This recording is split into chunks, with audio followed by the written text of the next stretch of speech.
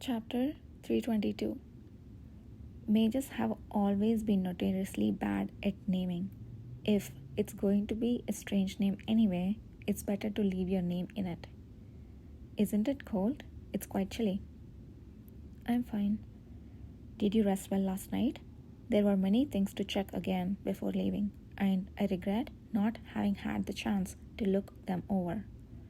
I also received a report that the pharmacist Enon has arrived. Did you meet him?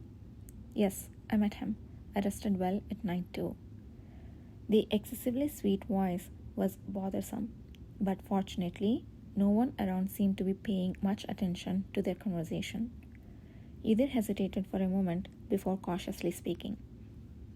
Did you rest well last night, Commander? No. Kishir's eyes sparkled as if they had been waiting for those words. So, when we join up with Nathan and Gert on the wagon, I plan to catch some sleep there. Yes, that's good. There is no need to move quickly like on the way here, so it worked out well. You know that you must ride with me, don't you? I didn't know. Don't forget it now. Yudhir blinked silently and Kishir laughed lightly.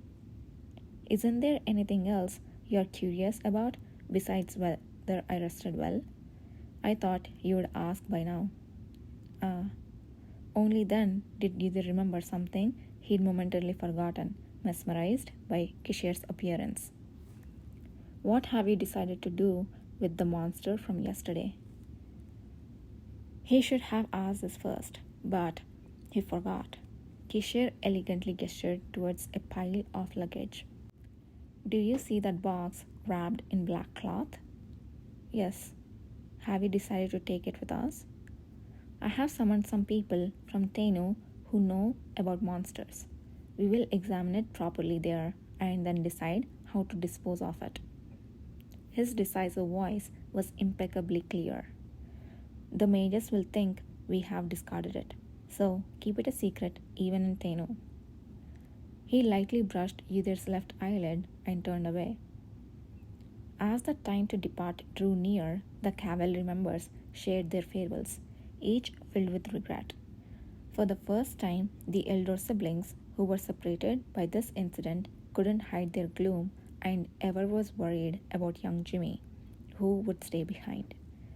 However, Jimmy was excited and his cheeks flushed at the thought of carrying out an extermination mission in the vast, great rainforest.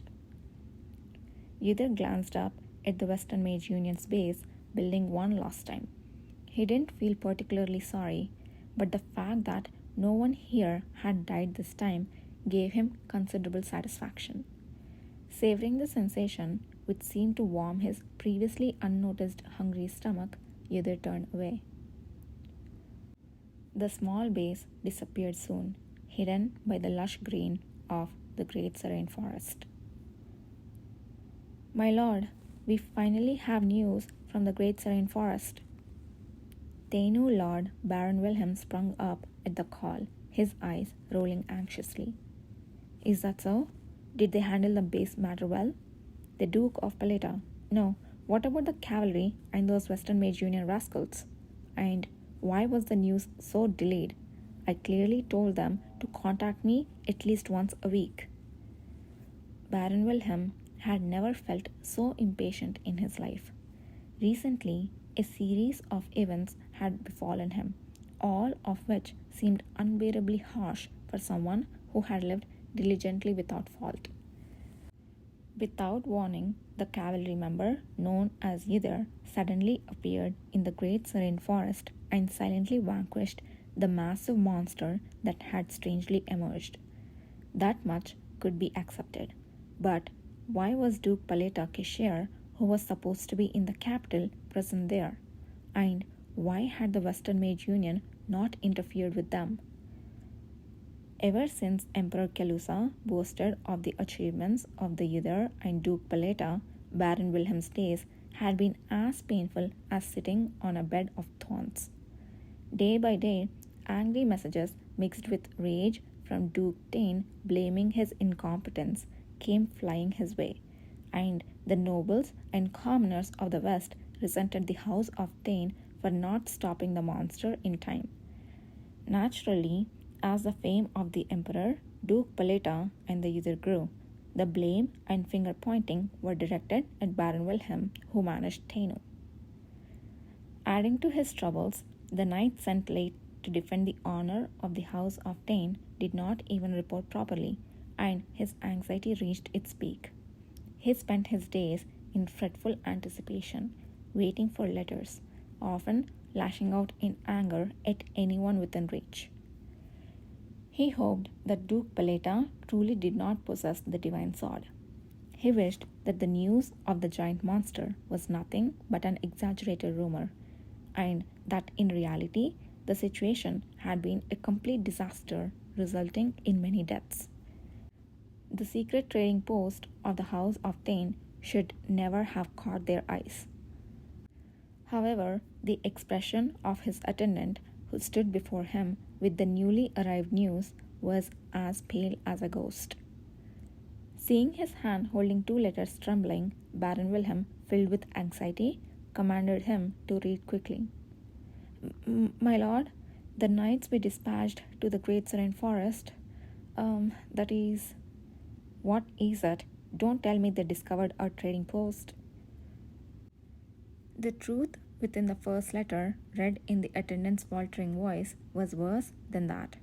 Baron Wilhelm was shocked to learn that all three knights he had sent were killed in an ambush, and that Yther, who had recovered the bodies, had sent the results of their investigation in a letter.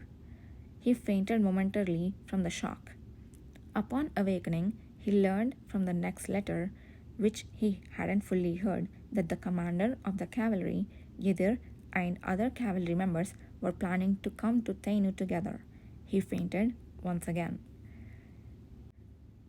None of the things he had wished for had come true. Baron Wilhelm, a devout follower of the sun god, lay cursing the deity's indifference. But he was scarcely allowed any rest. This was because of the command sent by the Duke of Tain. Chase the audacious awakeners who dared to kill the knights of the House of Tain and stole their belongings. Using the stolen information, they will surely go to the Tain's middle trading post if they intend to harm us, and somehow invite Duke Paleta to find out how much of the rumors about the divine sword or Yther are true, and what they know about our secret trade. The stern command from the Duke of Tain contained a threat that Wilhelm's safety could not be guaranteed if he failed. Though it angered him that the Duke only gave commands without providing the necessary manpower or funds, he had no choice. My lord, Yther and the Paleta knights have just passed through the city gates. They will arrive here soon, so please prepare yourself. Understood. Baron Wilhelm, his face having grown haggard in just a few days, dressed himself and went outside. He planned to meet Duke Paleta first, and under the guise of thanking him for the achievements of Yther in the Great Serene Forest, invite him to his mansion. But when the horses and carriages that had run across the road stopped in front of him, and those who seemed to know nothing of courtesy or decorum crumbled out, even the astute Baron Wilhelm could not help but become momentarily dazed. Thought I was going to drop dead from exhaustion. Finally, we can take a rest. Is this Tainu? I'm a bit thirsty now. Where's the bathroom? Oh God, were these filthy and rude commoners really all members of the cavalry? No matter how much he railed against it, the scene before his eyes remained unchanged. Standing behind Baron Wilhelm, the priests and knights could not hide their discomfort and confusion as an unusually striking tall man disembarked from the carriage. He stood a full head taller than even the well-built knights, but his movements were more graceful, and he possessed a beauty that captured one's attention and would not let go. As Baron Wilhelm watched the man brush back his wind-blown hair and slowly close his red eyes, he found himself unexpectedly entranced and let out a subconscious sigh. I can't believe it. That man is the very same dissolute Duke. Up to now, the most representative information Baron Wilhelm had about Duke Paleta was stories of him being a dissolute and foolish duke. Up until now, he hadn't found the other parts of his character even worthy of consideration. But the man before his eyes was so radiant and overwhelming. Was he truly the problem child of the imperial family that had been said by the Duke of Tain to be unworthy of serious consideration? While Baron Wilhelm was lost in confusion, another person exited the carriage from which Duke Paleta had emerged. This one was a particularly pale youth with bloodless skin, only noticeable by his exceptionally black hair. Who is that? A servant or an aide? In Baron Wilhelm's wonderment, the youth turned his head and looked straight at him. Baron Wilhelm felt a chill down his spine as he met the gaze of the one eye covered in black spots. It was an eye that simultaneously drew and repelled attention, displaying an outstanding ability to induce discomfort. As Baron Wilhelm unwillingly averted his eyes, the youth spoke to Duke Paleta, who then purposefully strode towards where Baron Wilhelm stood. The rowdy cavalry members quieted as he moved. Are you Baron Wilhelm? Yes, I am Joseph Wilhelm. It is an honor to meet you, Your Grace. Though he stumbled a little, Baron Wilhelm managed to greet the Duke with practiced etiquette. I hear from the guards at the gate that you wish to meet us? Yes, you have come a long way from Great Serene Forest to Thaino. How could I, as the Lord, remain idle? On behalf of all the citizens of the Empire on the western border who could now sleep peacefully thanks to your grace and the cavalry, I wish to express my gratitude. I beseech you to accept it. There had been no slip of tongue so far. Baron Wilhelm reviewed his words and looked up from his reverent gaze. Kishir was watching him with an inscrutable face. In truth, even before the cavalry's arrival, he hadn't expected this proposal to be rejected. But now, seeing Duke Paleta's face in person, he felt uncertain and inwardly conflicted. If such a thing did happen, what could he say to the Duke of Tain?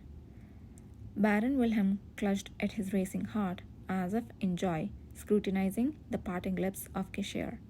And the next moment, the exceedingly elegant and beautiful man transformed into a serene face that appeared devoid of any thoughts, nodding and smiling broadly. Excellent. I have been worrying about where to sleep, so I'm truly thankful for your offer. Isn't that right, assistant? Yes.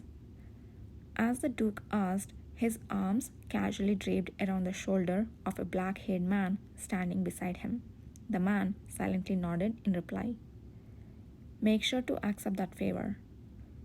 Baron Wilhelm's first impression of the Duke of Paleta, who was considered to be very difficult contrary to rumors, noisily collapsed at that moment.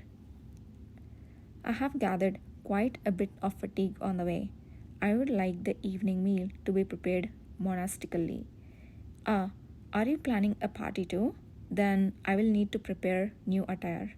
Where will I be staying? The guest house has been prepared.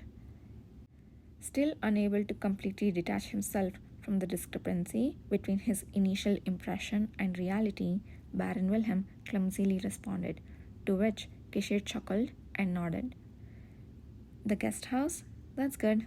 It should be tolerable. I don't have many people in my current retinue, but personally, I don't like cramped spaces. Too much external attention and interference are bothersome. I trust you'll understand. Yes, I understand.